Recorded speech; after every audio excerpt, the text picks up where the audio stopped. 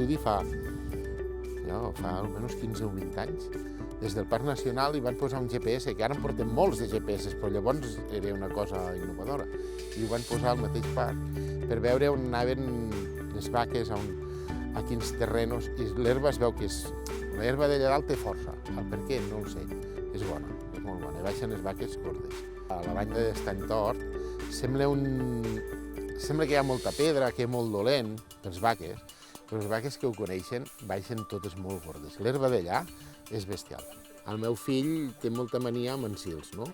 Jo no ho he fet mai, però bueno, ell l'agrada i els amancís i tal. I clar, hi ha vaques d'aquestes que arribes allí i et venen a veure. I clar, la gent es fan fotos i tal, i després mires, jo què sé, al Facebook, a l'Instagram, i pengen fotos i dius, ostres, aquesta vaca és meu, i els veiem, no? I dius, mira, on eren, a tal puesto.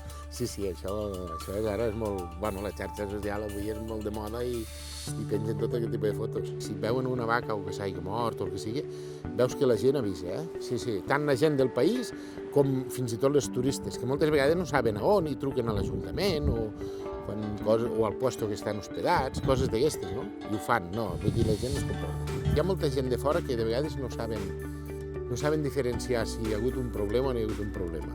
Veuen una de sola o un vedell sol, i potser acaba de néixer i la mare està menjant per allí, però la mare sap on del vedell, no? Això passa moltes vegades. I et diuen, aquí hi ha un vedell sol, no sé què, i tu has de pujar i dius, sí, la vaca ja està bé. Però és igual, perquè tu hi veus la bona voluntat de la gent, no?